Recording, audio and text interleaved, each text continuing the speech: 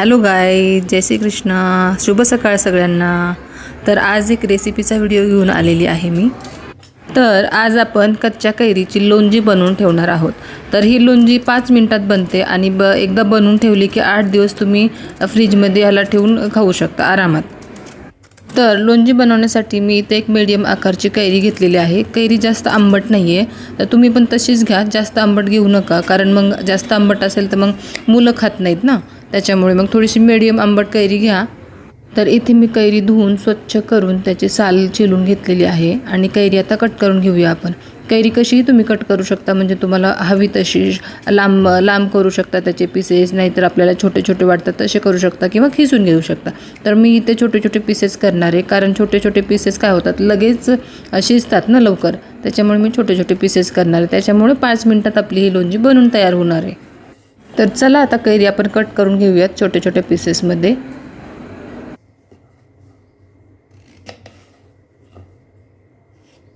आणि आता उन्हाळा सुरू झालेला आहे आणि बाजारात कैऱ्या पण यायला लागलेल्या आहेत चांगल्या। आणि आता कसं भाजी वगैरे आवडत नाही ना, तर मग असं चटपटा काहीतरी बनवून ठेवलं तर मुलंही आरामात खातात आणि आपल्यालाही भाजीचे टेन्शन नसतं की बाबा मुलं हे भाजी खातील का आणि नाही का। तर ही लोणजी तुम्ही बनवून ठेवा आणि 8 दिवस आरामात खा, मुलं तर खूप आवडीने खातात। तर इथे माझी कैरी कट करून झालेली आहे। तर आता आपण पुढची प्रोसेस बघूया की काही काही साहित्य आपल्याला लागणार आहे ते। इथं मी 100 ग्रॅमच्या आसपास गूळ घेतलेला आहे आणि गूळ मी आता बतईने कट करून घेते, बारीक करून। तर आपल्याला चटपटी लोणजी बनवण्यासाठी इथे लागणार आहे साहित्य: 1 टीस्पून जिरा, अर्धा टीस्पून मेथी दाणा, थोडंसं 1 छोटा चम्मच काळं मीठ आणि हिंग पण छोटा चम्मच लागणार आहे। हिंग तुमच्याकडे जे अवेलेबल आहे ते घ्या। आणि बडीशोप 1 टीस्पून आणि गूळ आपण इथं साईडला कट करून ठेवलेला आहे। आणि स्वादानुसार मीठ लागणार आहे आपल्याला। आणि त्यानंतर आपण मिरची पण घालणार आहेत लाल, तर ती शेवटला घालणार आहेत। तर इथं लोणजी बनवण्यासाठी मी इथे स्टीलची कढई वापरलेली आहे। तुम्ही पण स्टीलचीच कढई वापरा, कारण आपल्याला कैरी आंबट आहे ना, त्यामुळे आपण जर्मनचं किंवा दुसरं भांडं वापरणार नाही आहे, तर स्टीलचं भांडं वापरायचं आहे। तर मी इथं घेत आहे 3 टीस्पून तेल। तर इथं आपलं तेल गरम झालेलं आहे आणि आता त्यामध्ये आपण सगळेच मसाले सोबत टाकणार आहोत: जिरे, बडीशोप आणि मेथी दाणा। तर आपण तिन्ही आपण कढून घेणार आहेत। आपण फोडणी कसं देतो भाजीला, तशीच थोडीशी लालसर कढून घ्यायची आहे। आणि त्यामध्ये नंतर आपल्याला टाकायची आहे आपण कट केलेली कैरी। आणि कैरी पण एक मिनिटासाठी आपल्याला खालीवर करायची आहे चमच्यानी। तर यामध्ये आपण बडीशोप टाकलेली आहे, तर त्याची चव इतकी चांगली लागते ना खाताना, तर तुम्ही बनवल्यानंतर मला नक्कीच कमेंट करून सांगा की कशी वाटली ते।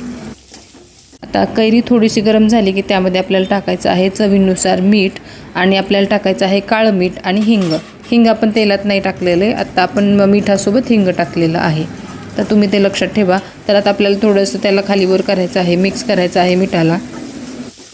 तर आपल्या इथं कैऱ्याचे जे पीसेस होते ते थोडेसे सॉफ्ट झालेले आहेत आणि कलर पण चेंज झालेला आहे। तर त्यानंतर आता आपण टाकणार आहोत त्यामध्ये पाणी। तर पाणी किती टाकायचं, तर पाणी 1 चहाचा कप असतो ना आपला, तर तो 1 कप भरून पाणी यामध्ये टाकून द्या। तर आपल्याला एवढंच पाहिजे की त्या कैरीचे जे पीसेस आहेत ते चांगले शिजायला पाहिजेत, त्यामुळे आपल्याला पाणी त्यामध्ये अंदाजाने टाकायचं आहे। तर यामध्ये पाणी टाकल्यानंतर आपल्याला कढईवर एक ताट झाकून 1 मिनिटासाठी आपल्याला याला शिजवून घ्यायचं आहे। तर अंदाजे 1 मिनिट झालेला आहे। तर आपण आता उघडून बघूया की आपली लोणजी शिजली आहे का नाही। तर थोडेसे कलर पण चेंज झालेला दिसतोय आणि आपल्याला शिजलेली लक्षात येतेच, कारण थोडासा कलर चेंज होतो आणि सॉफ्ट पण होते। तर आपण बघायचं कसं शिजली का नाही, तर एखाद्या नाईफने वगैरे आपण कट करून बघू शकता, नाही तर एका चम्मचच्या साह्याने कट करून बघा। मी तर नाईफच्या साह्याने बघितलेलं आहे, तर सॉफ्ट झाले ते एकदम आणि शिजलेली आहे। तर आता आपल्याला याच्यामध्ये घालायचा आहे आपण जो खिसून ठेवलेला होता तो गूळ। तर कैरीचे पीसेस शिजलेले आहेत आणि त्याच्यामध्ये गूळ आपण चांगला मेल्ट करून घेऊया। ह्याला जास्त वेळ शिजवायचं नाही आहे, आपण जे चाचणी करतो ना तसं काही जास्त शिजवायचं नाही आहे, बस 1-2च मिनिट याला शिजवायचं आहे ताटली झाकून। तर आपली लोणजी रेडी होते मग। तर इथे आपला गूळ मेल्ट झालेला आहे आणि आता आपण याच्यामध्ये टाकूया मिरची।